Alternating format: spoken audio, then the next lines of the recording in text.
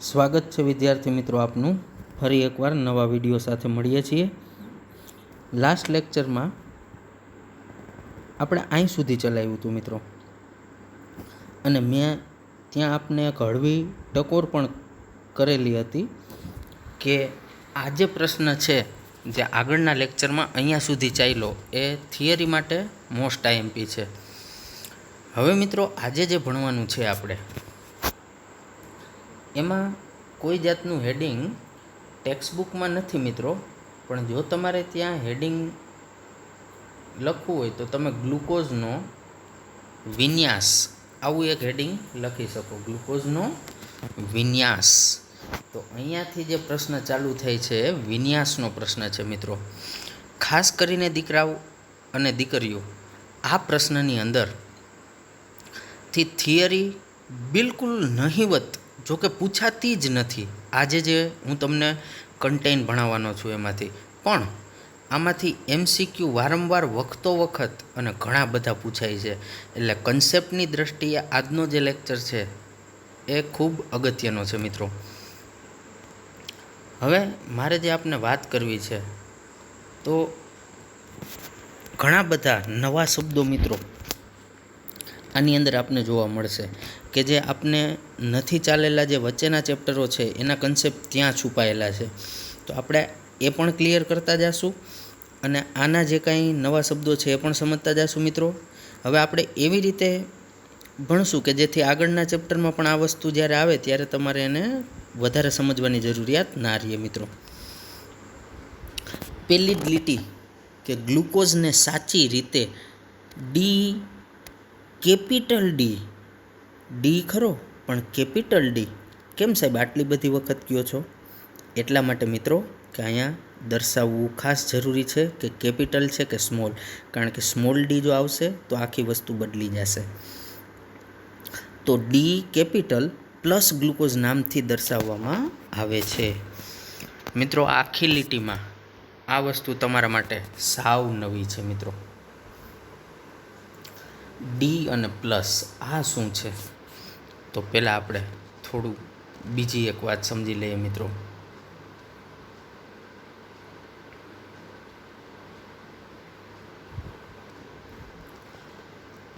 આ ગ્લુકોઝનું બંધારણ છે મિત્રો। હવે આમાં હું તમને પૂછું કે ભાઈ કિરાલ કાર્બન કેટલા અને ક્યાં ક્યાં, તો તમે પહેલાં યાદ કરશો કે સાહેબ કિરાલ કાર્બનની વ્યાખ્યા શું?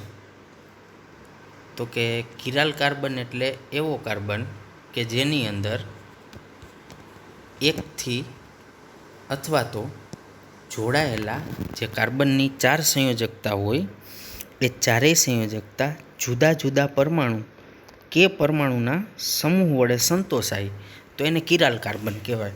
મતલબ જે કાર્બન સાથે જોડાયેલા ચારેય પરમાણુ કે પરમાણુના સમૂહ જુદા હોય એને કિરાલ કહેવાય। હવે આમાં કોણ કોણ કિરાલ છે એ આપણે જોઈએ। આ પહેલો કાર્બન ઉપરવાળો આલ્ડીહાઇડ એ કિરાલ થશે? તો નહીં થાય। કાં? તો કે સાહેબ CHOનું મૂળ બંધારણ આમ હોય, C++OH અને પછી આમ નીચેના કાર્બન હારે જોડાયેલો હોય, તો આ કાર્બનની 2 સંયોજકતા તો ઓક્સિજન વડે જ સંતોષાઈ ગઈ, તો એ તો એક જ સરખું થયું, મતલબ આ કિરાલ નહીં થાય, કારણ કે શરત છે જુદા જુદા કાર્બન વડે સંતોષાવવી જોઈએ સંયોજકતા, મતલબ આલ્ડીહાઇડવાળો કાર્બન કિરાલ નહીં થાય। હવે વાત આવી આ કાર્બનની, આ કિરાલ થશે? તો કે ચાલો ચેક કરીએ। તો મિત્રો આમાં તમે વિચારો તો એક સંયોજકતા એની કેના વડે સંતોષાય છે? તો કે OH વડે, જ્યારે આ બાજુ બીજી તો કે H વડે, ત્રીજી તો કે ઉપરના CHO વડે, અને ચોથી એમાં ખાલી આ કાર્બન નહીં લેવાનો, બાકીનો જે ભાગ વધ્યો ને આખો ભાગ તમારે લેવાનો। મતલબ ચોથી સંયોજકતા આ નીચે જે મોટું રાઉન્ડ કર્યું ને આખો ભાગ સંતોષે છે, મતલબ કાર્બન હારે જોડાયેલો ચોથો સમૂહ નીચેવાળો આખો સમૂહ છે મિત્રો। હવે મને કહો આ વચ્ચેનો કાર્બન છે એમાં ચારેય સમૂહ અલગ છે કે જુદા જુદા, મતલબ બે એક કે સરખા છે? તો મિત્રો જો એક OH છે, એક CHO છે, એક H છે, એક આ નીચેવાળો. તો આ ચારમાંથી એકેય તમને સમાન લાગે? ચારમાંથી કોઈ પણ બે સરખા લાગે? તો કે નથી લાગતા સાહેબ, ચારેય જુદા જુદા. તો ગુજરાતીમાં આ જે તમારો કાર્બન છે એ કિરાલ કાર્બન થશે, અને જેને આપણે સ્ટાર કે ફૂદરડી વડે દર્શાવીએ છીએ મિત્રો. તો એક કિરાલ કાર્બન મળી ગયો આપણને ગ્લુકોઝમાંથી આ, અને ચારેય જુદા જુદા છે. ઓકે, એના પછી બીજાનો વારો, આ કાર્બનનો વારો. જોઈએ આ કિરાલ છે કે નથી. ચાલો, કયા ચાર સમૂહ છે કે પરમાણુ છે જે આની સંયોજકતા સંતોષે? તો કે સાહેબ આ બાજુ H સંતોષે, આ બાજુ OH. પછી તો કે હમણાં જ મેં કીધું એમ આખું લેવાનું. ત્રીજી સંયોજકતા છે એ ઉપરનો આખો સમૂહ, ને ચોથી સંયોજકતા છે એ નીચેનો આખો સમૂહ. તમે જે કાર્બનની વાત કરતા હોય ને એની જ ચાર સંયોજકતા લેવાની, બાકીના ભાગ આખા લઈ લેવાના મિત્રો, ખાસ યાદ રાખો. ઓકે, તો આમાં એક H, બીજો OH, ત્રીજો આ ઉપરવાળો સમૂહ ને ચોથો નીચેવાળો આખો ઝુમખું સમૂહ. ટૂંકમાં એ ચારેયમાંથી કોઈ સરખું છે? તો કે નથી સાહેબ. તો મતલબ એ પણ કિરાલ છે. એટલે કે આ કાર્બન જે છે એ પણ કિરાલ છે. તો એને તમે સ્ટાર કે ફૂદરડી વડે દર્શાવી શકો. તો બે કિરાલ થયા. હવે મિત્રો આ કાર્બનનો વારો. ચાલો 2 મિનિટનો સમય આપું છું, વિચારો જોઈ આ કાર્બન કિરાલ છે કે નથી, અને કયા ચાર જુદા જુદા સમૂહ કે સરખા હોય તો સરખા શું છે તમે નક્કી કરો.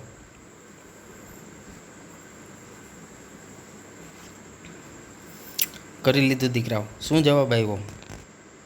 Very good. તમારો જવાબ એવો હોય છે કે જોવો સાહેબ, આમાં એક OH છે, એક બાજુ H છે, પછી ઉપરની બાજુએ આખો આ સમૂહ ને નીચેની બાજુએ નીચેનો આખો સમૂહ. તો આ ચારમાંથી સાહેબ એકેય સરખા નથી, મતલબ ચારેય જુદા જુદા. મતલબ આ ત્રીજો પણ કિરાલ કાર્બન છે. આવું તમે વિચાર્યું હતું ને દીકરાઓ? Very good. તો જો આને પણ ફૂદરડી વડે દર્શાવી શકું તો આ પણ કિરાલ છે. હવે આ કાર્બનનો વારો, નીચેનો. તો એમાં તો કે એક H, આ બાજુ OH, પછી ત્રીજા સમૂહ તરીકે ઉપરનું આખું લેવાનું ને બાકીનું ચોથો એ નીચેનું. તો આ પણ કિરાલ થશે. ઓકે, તો અત્યાર સુધીમાં ટોટલ કિરાલ ક્યાં ક્યાં થયા? તો કે એક આ થયો, એક આ થયો, એક આ થયો ને એક આ થયો. 4 કિરાલ કાર્બન થયા મિત્રો ગ્લુકોઝની અંદર. તમને થશે કે સાહેબ તમે આની તો વાત જ ના કરી, ચેકેય ના કર્યું. જરૂર લાગે છે મિત્રો તમને? તો તમે કહેશો કે સાહેબ એમાં તો સ્પષ્ટ દેખાય છે કે જો CH2 મતલબ કાર્બન આયરે એક જ સરખા 2 હાઇડ્રોજન જોડાયેલા છે જ. આમ જ થાય ને એને છૂટો પાડો તો. આ CH2 ને એક OH અને બાકી આમ ઉપર જોડાઈ ગયેલો હોય છે. તો આમાં ક્યાં સવાલ જ આવે છે? જો 2 H તો એક સરખા છે, મતલબ એ કિરાલ નહીં થાય.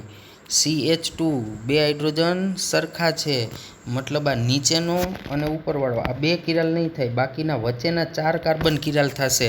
તો પ્રશ્ન પૂછે તો યાદ રાખો, સ્ક્રીન ઉપર મેં આપને લખી પણ દીધું છે. ગ્લુકોઝની અંદર કિરાલ કાર્બનની સંખ્યા કેટલી? તો કે 4. વારંવાર પૂછાયેલો MCQ મિત્રો. આ કિરાલ કાર્બન અથવા એનું બીજું નામ અસમ કાર્બન. યાદ કરો, મેં શીખવાડ્યું ત્યારે કીધું હતું કિરાલને અસમ પણ કહેવાય. એનો કન્સેપ્ટ 10મા ચેપ્ટરમાં પણ આવશે, ઓર્ગેનિકના હેલો આલ્કેન હેલો એરિન, અને 9મા ચેપ્ટરમાં પણ એનો ઉલ્લેખ આવે છે મિત્રો, જે સંકીર્ણ સંયોજનોનું ચેપ્ટર છે, ચેપ્ટર નંબર 9.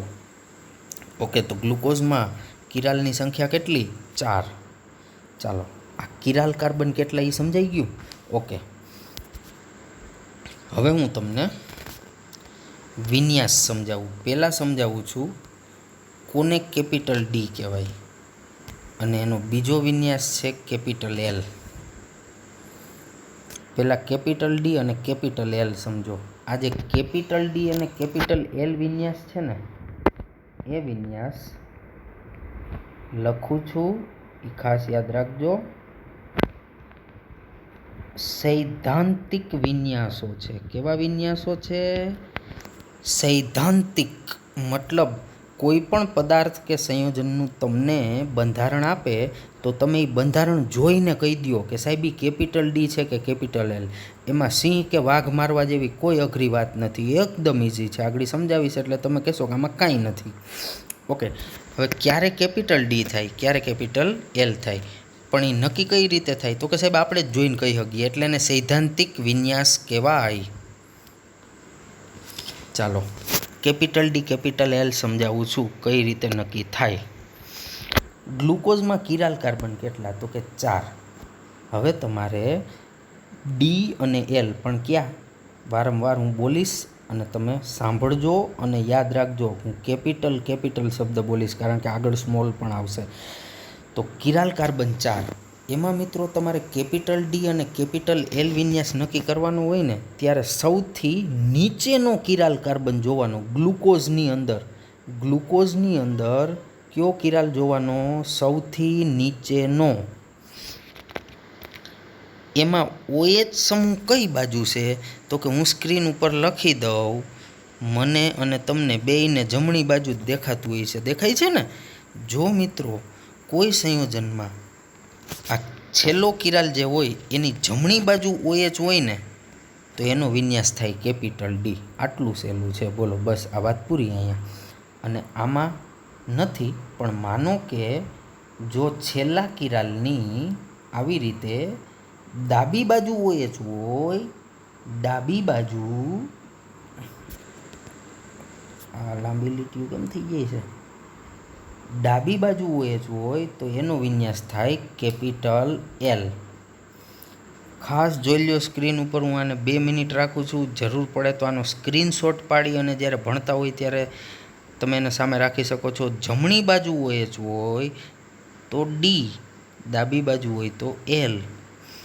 જ્યારે આવી રીતે એક જ સંયોજનમાં એકથી વધારે કિરાલ કાર્બન હોય, જો આમાં 4 છે ને, તો તમારે સૌથી નીચેનો લેવાનો. આના માટેની એક ટ્રીક છે. બાકી કેપિટલ ડી અને કેપિટલ એલ વિન્યાસ માટે કિરાલ કાર્બન હોય તો જ નક્કી થાય એવું જરૂરી નથી, પણ જનરલી હશે જ મિત્રો. બરાબર? પણ આપણે અહીં એટલું જ રાખવાનું છે કે છેલ્લા કિરાલ કાર્બનની જમણી બાજુ OH હોય તો ડી વિન્યાસ, ડાબી બાજુ OH હોય તો એલ વિન્યાસ. ચાલો, આ વિન્યાસ ક્લિયર મિત્રો? કેપિટલ ડી અને કેપિટલ એલ કેમ નક્કી થાય? આપણે ડાબી જમણી યાદ રાખવાનું. જમણી બાજુ OH તો ડી, ડાબી બાજુ OH તો એલ. હવે પાછા આપણે પહેલી લીટીમાં આવીએ કે ગ્લુકોઝને સાચી રીતે કેપિટલ ડી. હવે સમજાઈ ગયું સાહેબ. આગળ ગ્લુકોઝમાં જ આપણે સમજ્યા ને એમાં આપણે જોયું હતું કે જમણી બાજુ હતો OH એટલે કેપિટલ ડી કીધો. ઓકે. હવે આ પ્લસવાળું તો કે એ હજી બાકી છે મિત્રો, ભાઈઓ બહેનો. હવે આપણે પ્લસવાળો વિન્યાસ જોઈએ. તો એ વિન્યાસ માટે આપણે બીજા પેજ ઉપર જઈશું.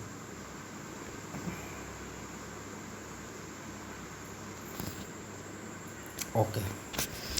હવે આપણે જે વિન્યાસ જોવાના છે, ભણવાના છે મિત્રો, એ સ્મોલ ડી અને સ્મોલ એલ ભણવાના છે. જેમાં સ્મોલ ડીને પ્લસ પણ કહેવાય અને આ સ્મોલ એલને માઇનસ પણ કહેવાય. એટલે આગળ જેમાં ટેક્સ્ટબુકની પહેલી લીટી હતી ત્યાં સ્મોલ ડી નહોતું, ત્યાં પ્લસ હતું. પણ એ પ્લસ એટલે સ્મોલ ડી જ થાય. એને જુદી રીતે એક દર્શાવવાનો એનો માપ છે, બીજું કાંઈ નથી. ઓકે. તો આપણે આ વિન્યાસ ભણવાના છે હવે. Small D, small L. પહેલાં કહી દઉં, આ બે જે છે ને, આ વિન્યાસ છે ને સ્મોલ ડી અને સ્મોલ એલ, એ પ્રાયોગિક વિન્યાસ છે. કયા વિન્યાસ છે આ? પ્રાયોગિક. મતલબ આ વિન્યાસ છે એ તમને કોઈ બંધારણ આપે અને કહે કે ભાઈ આ સ્મોલ ડી છે કે સ્મોલ એલ, અથવા તો પ્લસ છે કે માઇનસ, હાલ કે, તો આપણે ના કહી શકીએ કારણ કે આ પ્રાયોગિક છે. આ નક્કી કરવા માટે પ્રયોગ કરવો પડે, સાધનનો ઉપયોગ કરવો પડે પોલારીમીટર નામના, અને તો જ ખબર પડે કે એ સ્મોલ ડી છે કે સ્મોલ એલ. એટલે મિત્રો આ વિન્યાસને પ્રાયોગિક વિન્યાસ કીધા છે. આટલું ક્લિયર? ઓકે. હવે હું તમને એક જૂની વાત કહું, જે મેં આની આગળનો 1 કે 2 વિડીયોમાં કીધું હતું મિત્રો.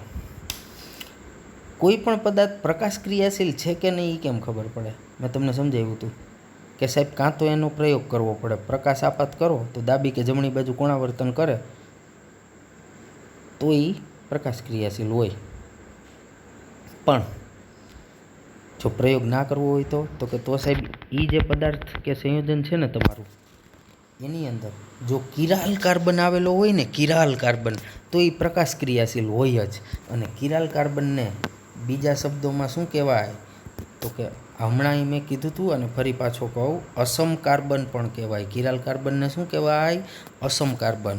તો જે સંયોજનમાં કિરાલ કાર્બન હશે એ પ્રકાશ ક્રિયાશીલ સંયોજન હશે, અને તો જ એ સંયોજન ડાબી કે જમણી બાજુ કોણાવર્તન કરી શકશે. કોનું? તો કે પ્રકાશનું. એ પણ મેં સમજાવ્યું હતું. ક્યાં પ્રકાશનું? તો કે સમતલીય ધ્રુવીભૂત પ્રકાશનું. સાદો પ્રકાશ હોય એને પોલેરોઇડમાંથી પસાર કરો એટલે એક જ સમતલમાં થઈ જાય, અને એ જે તમારો પ્રકાશ નવો એક જ સમતલવાળો મળે એને કહેવાય સમતલીય ધ્રુવીભૂત પ્રકાશ. અને એ મેં તમને આગળ સમજાવી દીધેલું છે. તો હવે અહીંથી એક વાત તો ક્લિયર થઈ ગઈ મિત્રો. હવે આજે આગળના લેક્ચરની વાત છે અને હું થોડીક ટૂંકી કરી નાખું છું, મતલબ કે સ્ક્રીનમાં નથી બતાવતો. કે અત્યારે જે આપણે હવે હું તમને સમજાવું છું આ સ્મોલ ડી સ્મોલ એલ વિન્યાસ, એ તો જ જોવા મળે જો તમારા સંયોજનમાં શું હોય? Chiral carbon. મતલબ તમારો પદાર્થ પ્રકાશ ક્રિયાશીલ હોય તો જ એ સ્મોલ ડી ને સ્મોલ એલ વિન્યાસ બતાવે, બાકી ના બતાવે. કારણ કે કોણાવર્તન થવું જોઈએ ને ભાઈ પ્રકાશનું. ઓકે,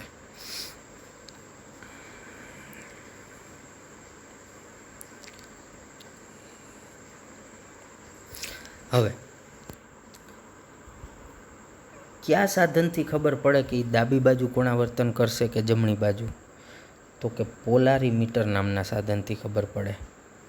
ઓકે, હવે આ વિન્યાસમાં સાહેબ ડાબી બાજુ કરે તો કયો કહેવાય ને જમણી બાજુ કરે તો કયો કહેવાય? જો આમાં કોણાવર્તન કરે પ્રકાશનું, સમતલીય ધ્રુવીભૂત પ્રકાશનું, ડાબી કે જમણી બાજુ, આગળનો કેપિટલ ડી કેપિટલ એલ વિન્યાસ શીખવાડ્યો, એમાં કોણાવર્તન બોણાવર્તન કાંઈ ના આવે, એમાં ડાબી બાજુ હોય જ હોય તો કેપિટલ એલ, જમણી બાજુ હોય જ હોય તો કેપિટલ ડી. એમાં સ્થાન જોવાના છે, આમાં કોણાવર્તન. હવે સમજાવું મિત્રો, જો તમારું પોલારીમીટર તમારા પદાર્થમાંથી પ્રકાશ પસાર કરો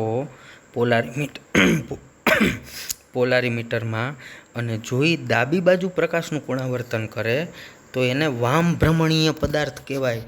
ઇંગ્લિશમાં એને લીવો રોટેટરી કહેવાય. રોટેટરીનું ગુજરાતી થાય ભ્રમણીય. લીવો એટલે વામ. તો જો પદાર્થ ડાબી બાજુ પ્રકાશનું કોણાવર્તન કરે તો વામ ભ્રમણીય અથવા લીવો, અથવા એને સ્મોલ એલ પણ કહેવાય અથવા માઇનસ પણ કહેવાય. તો આ ક્લિયર મિત્રો? ડાબી બાજુ કરે તો કોણાવર્તન એને 4 જુદી જુદી રીતે દર્શાવી શકાય. એને વામ ભ્રમણીય કહેવાય, સ્મોલ એલ કહેવાય, લીવો કહેવાય, માઇનસ કહેવાય. આ 4માંથી કોઈ પણ એક હોય એટલે એ ડાબી બાજુ કોણાવર્તન કર્યું પ્રકાશનું એવું નક્કી થાય છે, અથવા તો એનો મતલબ એવો થાય છે. હવે માનો કે તમારો પદાર્થ છે એ પ્રકાશનું જમણી બાજુ કોણાવર્તન કરે છે તો એને દક્ષિણ ભ્રમણીય કહેવાય, અથવા સ્મોલ ડી કહેવાય, અથવા એને ડેક્સ્ટ્રો રોટેટરી કહેવાય, અથવા એને પ્લસ કહેવાય. હવે છેક પહેલી લીટી સમજાણી છે કે સાહેબ ગ્લુકોઝમાં પ્લસ શું કામે હતો? તો આનું સીધું મતલબ એમ થાય સાહેબ કે ગ્લુકોઝને મારા દીકરાઓ પોલારીમીટરમાં મૂકો ને તો ગ્લુકોઝ છે એ તમારા ધ્રુવીભૂત પ્રકાશનું જમણી બાજુ કોણાવર્તન કરતો હોય છે એટલે પ્લસ કીધો. અને હવે મારે કહેવાની જરૂર નથી ગ્લુકોઝમાં કિરાલ કાર્બન હોય, ગ્લુકોઝ પ્રકાશ ક્રિયાશીલ હોય તો જ આવું કરે.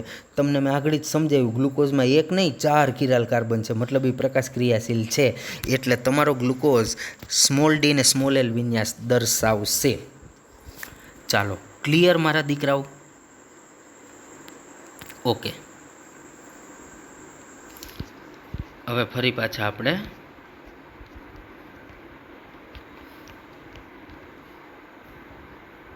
અહીંયા આવતા રહીએ કે ગ્લુકોઝને સાચી રીતે ડી પ્લસ ગ્લુકોઝ નામથી દર્શાવવામાં આવે છે.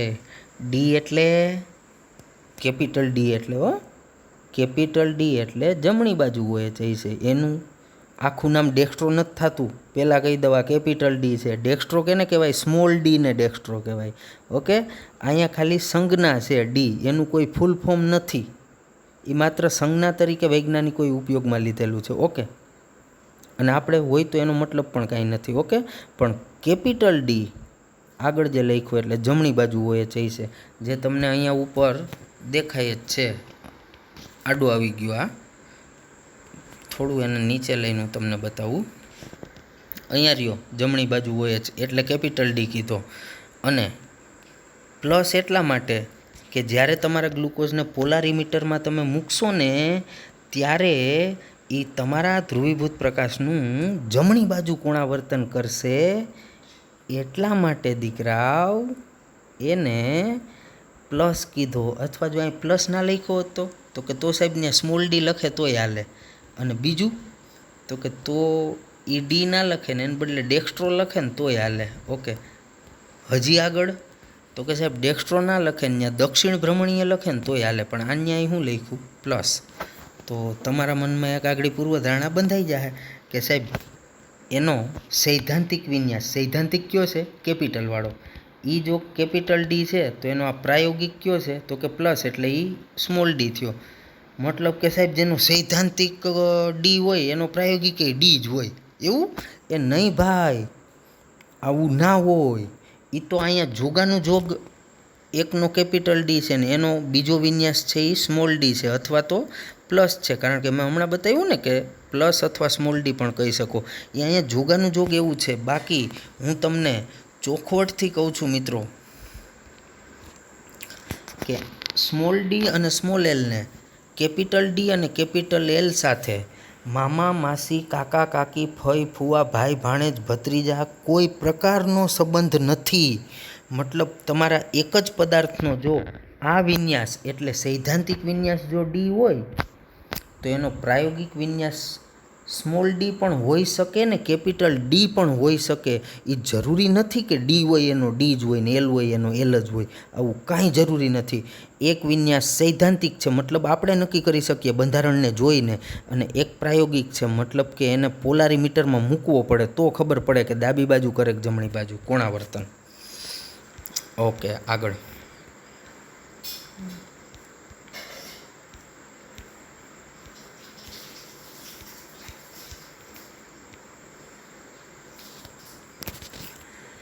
બીજું મિત્રો,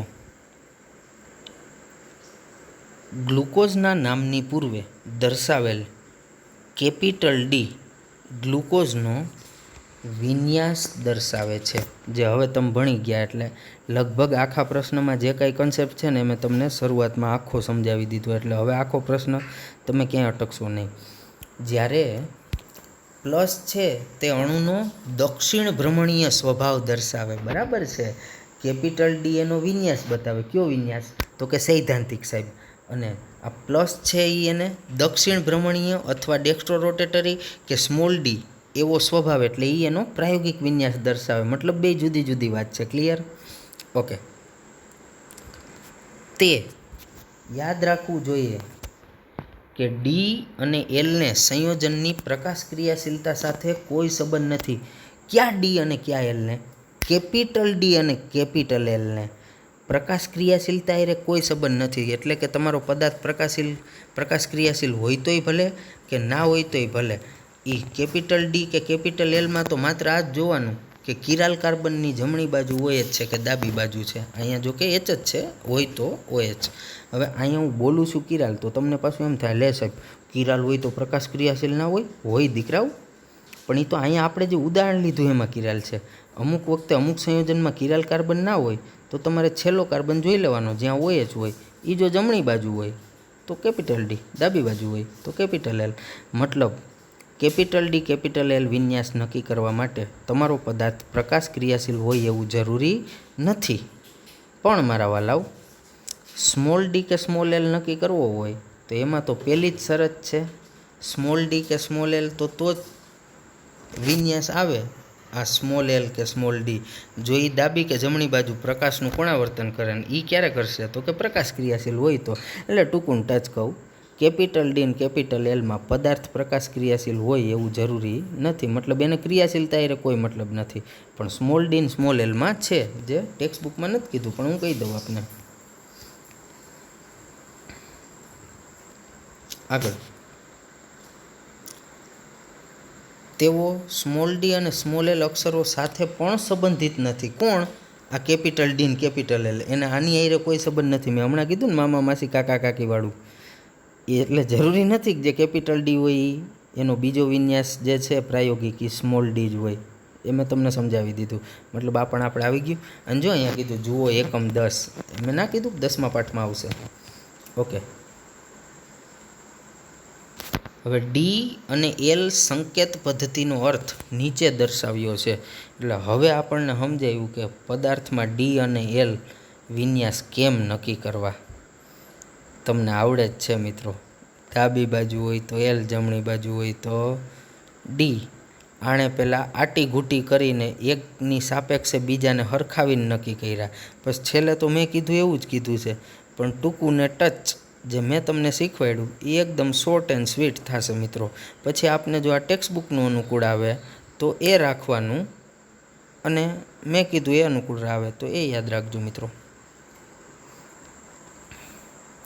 હવે જો અહીંયા શું કહે છે કે કોઈ પણ સંયોજનના નામની પૂર્વે દર્શાવેલ ડી અથવા એલ અક્ષરો એ જાણીતા હોય એવા અન્ય કોઈ સંયોજનના વિન્યાસની સાપેક્ષમાં ચોક્કસ અવકાશીય સમઘટકનો વિન્યાસ સૂચવે. એના માટે પહેલાં આ સમજાવી દઉં તમને. આ છે પ્લસ ગ્લિસરાલ્ડિહાઇડ. પ્લસ એટલે શું?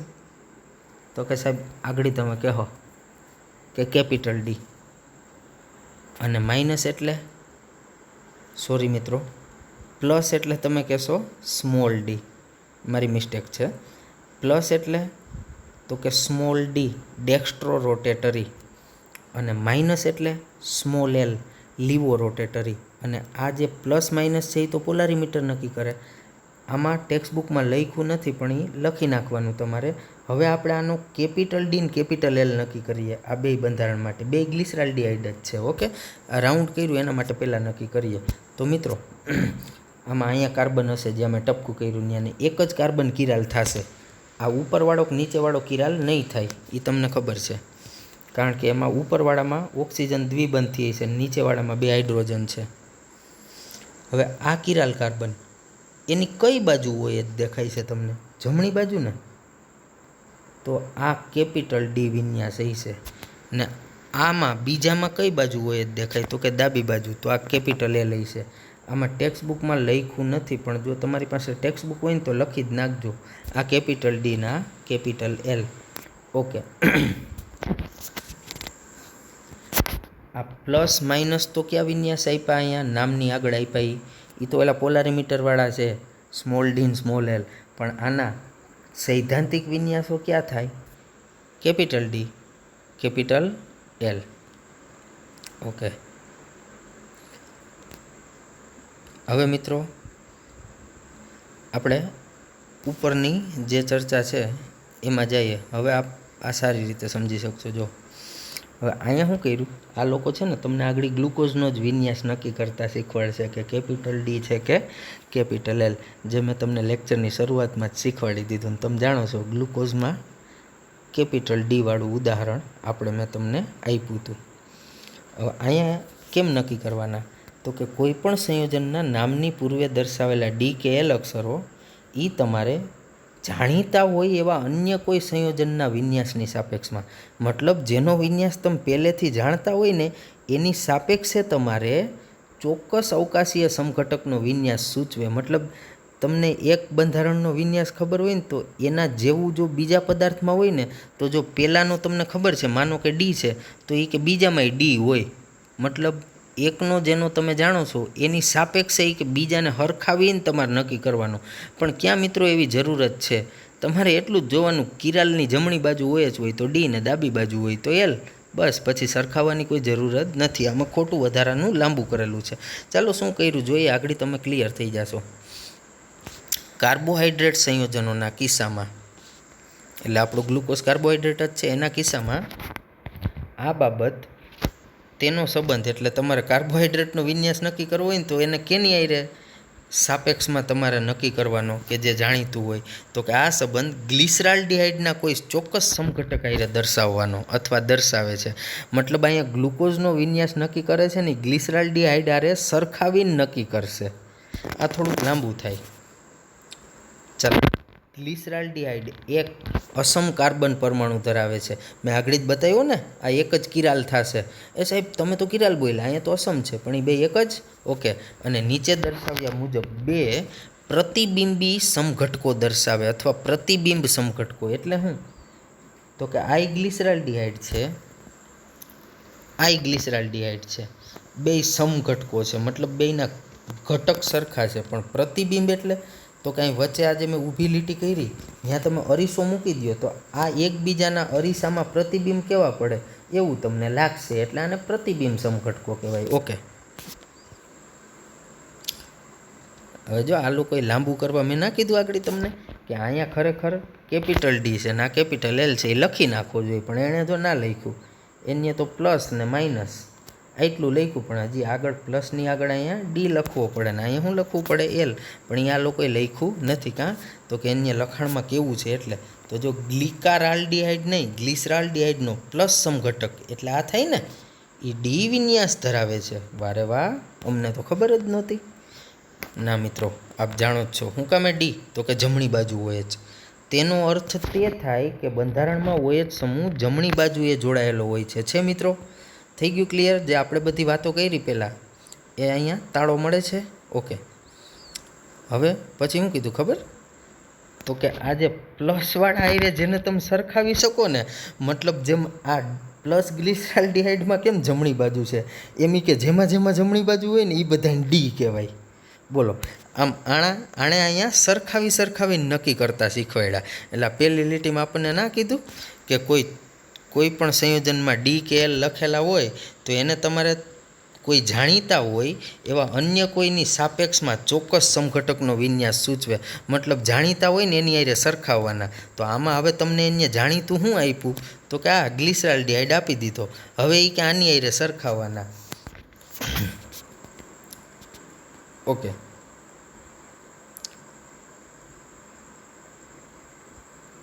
આવા બંધારણીય સૂત્રોને કાગળ પર લખવા માટેની જે પ્રણાલિકા એટલે રીતોને અનુસરવામાં આવે છે તેનો તમે અભ્યાસ ઉચ્ચ ધોરણમાં શીખશો. મતલબ એને કાગળ ઉપર કેમ લખાય, આપણે ક્યાં લખવાની જરૂર છે? આપણને જો અહીં લખીને જ આપ્યા છે બે કાગળ ઉપર, પણ એ કેમ લખાય ઉચ્ચ ધોરણમાં શીખશો. મતલબ એનો અત્યારે આપણે કોઈ મતલબ નથી. હવે શું કીધું? તો કે જે સંયોજનોનો સહસંબંધ એટલે જે અન્ય સંયોજનોનો સંબંધ રાસાયણિક રીતે ગ્લિસરાલ્ડિહાઇડના પ્લસ હારે હોય ને, મતલબ જે સંયોજનનો સંબંધ તમે આ ગ્લિસરાલ્ડિહાઇડના પ્લસ સમઘટક હારે સ્થાપિત કરી શકો ને એના જેવું જે હોય ને, તો એ બધાની કે ડી વિન્યાસવાળા કહેવાય. વાહ. મતલબ હવે બીજા કોઈ સંયોજનો જે હોય કે જે આના જેવા હોય, એટલે કે જેનો સંબંધ પ્લસ ગ્લિસરાલ્ડિહાઇડ હારે સ્થાપિત કરી શકાય, એ બધા એ કે ડી વિન્યાસવાળા. તો હવે ભાઈ જેનો સંબંધ આની હારે સ્થાપિત કરી શકાતો હોય તો એ બધામાં OH સમૂહ તો જમણી બાજુ જોવાનો ને, તો એ તો ત્યાં જોઈને કહી શકીએ કે ડી વાળો જ હોય. એમાં ક્યાં આની હારે આપણે સ્થાપિત કરવાની જરૂર જ છે? કાંઈ વાંધો નહીં મિત્રો, અહીંયા થિયરીમાં કીધું છે એટલે આપણે એને ભણશું. પછી તો કે જ્યારે જેમનો સહસંબંધ ગ્લિસરાલ્ડિહાઇડના માઇનસ સમઘટક સાથે સ્થાપિત કરી શકાય તો એ બધાને એલવાળા કહેવાય. મતલબ જેનો સહસંબંધ આ માઇનસવાળા હારે સ્થાપિત કરી શકાય. હવે આગળ આપણને તો ખબર જ છે કે માઇનસવાળો કયો છે? Capital L. તો એ કે જેનો સંબંધ આની હારે સ્થાપિત કરી શકો, મતલબ જે લોકો આના જેવા છે ને હવે હશે એ બધાને એલવાળા કહેવાય. અને એલ શું કામે કહેવાય એ હવે સમજાવ્યું કે તમે બંધારણમાં જોઈ શકશો કે એલ માઇનસ સમઘટકમાં OH સમૂહ ડાબી બાજુએ હોય છે. વાહ. તો મેં કીધું હતું ને કે અહીંયા આગળ લખવાનું બાકી છે હું એલ અને અહીંયા ડી. મારા દીકરાએ થિયરીમાં લખી દીધું, અહીં ના લખ્યું કે આ ડી પ્લસ ગ્લિસરાલ્ડિહાઇડના, આ એલ માઇનસ ગ્લિસરાલ્ડિહાઇડ. ઓકે દીકરાઓ? તો આ તમને ટેક્સ્ટ બુકમાં આટલું સમજાવ્યું છે કે કેપિટલ ડી ક્યારે થાય, સ્મોલ ડી. હવે તો બહુ સારી વાત કરી. મેં તમને કીધું ને કે તમારે ભાઈ સરખાવવાની કોઈ જરૂર જ નથી, સહસંબંધને એ કાંઈ સ્થાપિત કરવાની નથી. મેં તમને શોર્ટ એન્ડ સ્વીટ શીખવાડ્યું. એ જ યાદ રાખો કે છેલ્લા કિરાલની જમણી બાજુ હોય જ તો ડી ને ડાબી બાજુ તો એલ. હવે હાલો આપણે કોઈ હારે ન સરખાવવું એટલે જો મેં બધુંય કાપી નાખ્યું, ખાલી ગ્લુકોઝ જ તમારી સામે રાખું છું. તમે મને અટાણે જોઈને કહી દો જોઈ, આ જે ગ્લુકોઝ છે આ એનો કયો વિન્યાસ થાય? કેપિટલ ડી થાય, કેપિટલ એલ. એટલે તમે સીધું કહો સાહેબ આ અંતિમ કિરાલ OH જમણી બાજુ, એટલે સાહેબ આ કેપિટલ ડી થાય. સાચું ને દીકરાઓ? ઓકે, સરખાવવાની કોઈ જરૂર છે નહીં. ઓકે ચાલો હવે આ લોકોએ શું કર્યું? વાહ, જો એની આગળથી D+ ગ્લિસરાલ્ડિહાઇડનું બંધારણ ઉપાડ્યું. જો અહીંયા રહ્યું આ બંધારણ, પહેલાં અહીં દોર્યું. આ કયું છે મેં રાઉન્ડ કર્યું, યાદ રાખી લ્યો જરી.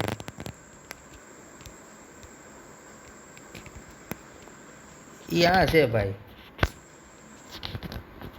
છે. ઓકે, હવે શું કર્યું ખબર? આ ત્રુટક રેખા જ બતાવ્યો ને, એ કે D+ ગ્લિસરાલ્ડિહાઇડમાં નીચેનો ભાગ આવો છે, તો એ કાંઈ ગ્લુકોઝમાંય નીચેનો ભાગ આવો હશે. તો આના જેવો આ ભાગ છે ને, એટલે એ કે આ ગ્લિસરાલ્ડિહાઇડનો ડી હતો ને, તો એ કે ગ્લુકોઝને ડી કહી દો. પણ હવે આવા ભાગ હરખાવવા બેહો એના કરતાં આ છેલ્લા કિરાલની જમણી બાજુ OH છે, તો ડી સીધો આમ જ કહી દો ને. લખાણમાં તો પાછું એમ શીખવાડે છે કે છેલ્લામાં ડી હોય જમણી બાજુ તો ડી કહી દેવાનું. પણ અહીંયા વળી સરખાયું, કાંઈ વાંધો નહીં. ચાલો આપણે લખાણ જોઈએ. મોનોસેકેરાઇડનો વિન્યાસ નક્કી કરવા માટે, લે સાહેબ આપણે તો ગ્લુકોઝનું ભણીએ ને અહીંયા મોનોસેકેરાઇડ. પણ તમે જાણો છો દીકરાઓ, ગ્લુકોઝ એ મોનોસેકેરાઇડ જ છે. નક્કી કરવા માટે સૌથી નીચે રહેલા, જો મેં પહેલાં કીધું હતી એ વાત આવી, અસમ એટલે કિરાલ કાર્બન પરમાણુની સરખામણી કરવામાં આવે. એટલે સૌથી નીચેનો એટલે આ કિરાલની સરખામણી કરવામાં આવે. જેમ કે પ્લસ ગ્લુકોઝમાં સૌથી નીચે રહેલા અસમ કાર્બન પરમાણુ સાથે OH જમણી બાજુએ છે. કીધું ને દીકરાઓ, જેની સરખામણી પ્લસ ગ્લિસરાલ્ડિહાઇડ સાથે કરી શકાય, તેથી તેનો ડી વિન્યાસ નક્કી કરવામાં આવેલ છે. વાહ, આ સરખામણી માટે ગ્લુકોઝના અન્ય અસમ કાર્બન પરમાણુને ધ્યાને લેવાતા નથી. સરસ વાત કીધી છે મિત્રો. મેં આગળ તમને શરૂઆતમાં જ કીધું કે ગ્લુકોઝમાં અસમ એટલે કે કિરાલ કાર્બન કુલ કેટલા છે? તો કે આ 4. આ 1, 2, 3 અને 4. પણ આપણે કયો લેવાનો? સૌથી નીચેનો. અન્ય કિરાલની સરખામણી કરવામાં આવતી નથી, એટલે આ ત્રણેય કિરાલ જ છે, પણ એ નથી જોવાના. એ જોવો તો શું થાય ખબર? જો તમે જો આ કિરાલ જોવો ને, આ પહેલો આ, તો OH જમણી બાજુ થાય તો ડી થાય.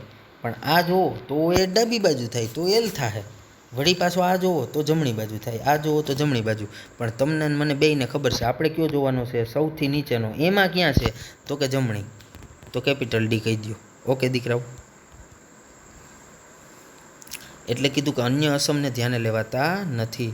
વળી ગ્લુકોઝ અને ગ્લિસરાલ્ડિહાઇડના બંધારણ એવી રીતે લખવામાં આવે કે જેથી સૌથી વધુ ઓક્સિડેશન પામેલો કાર્બન.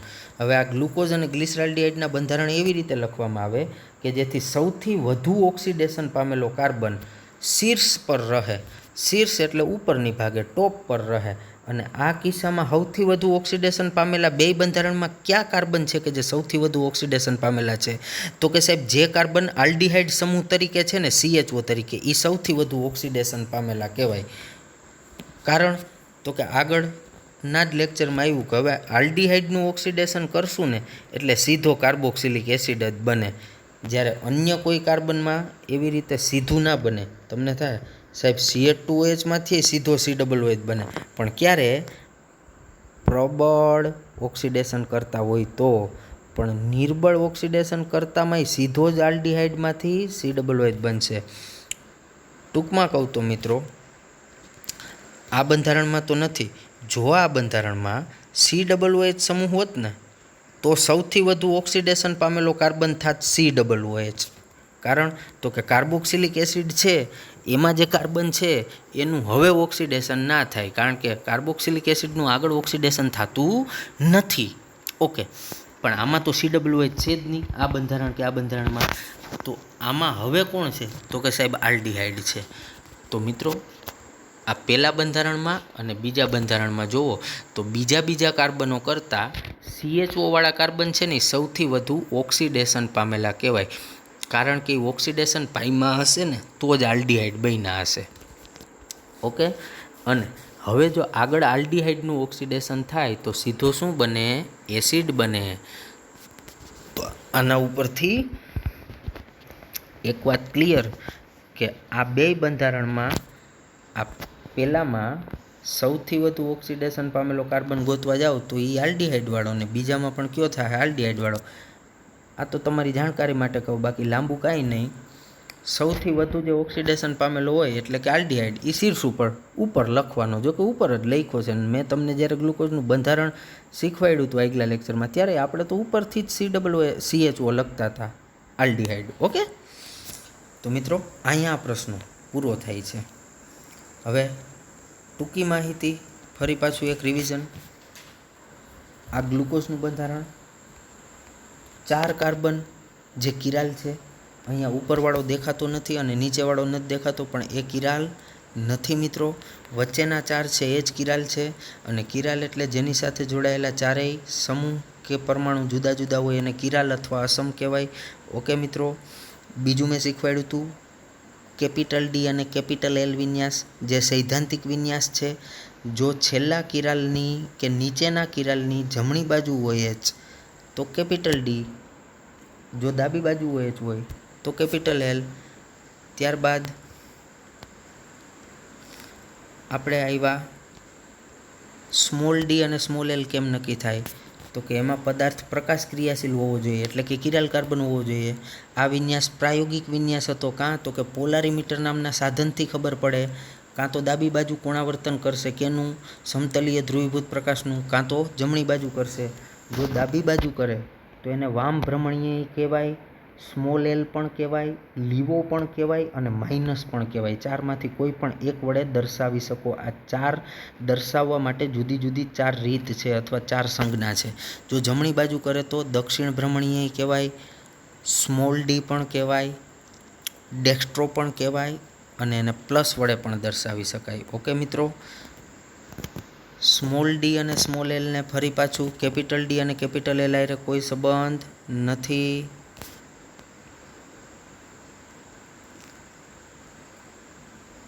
ઓકે મિત્રો,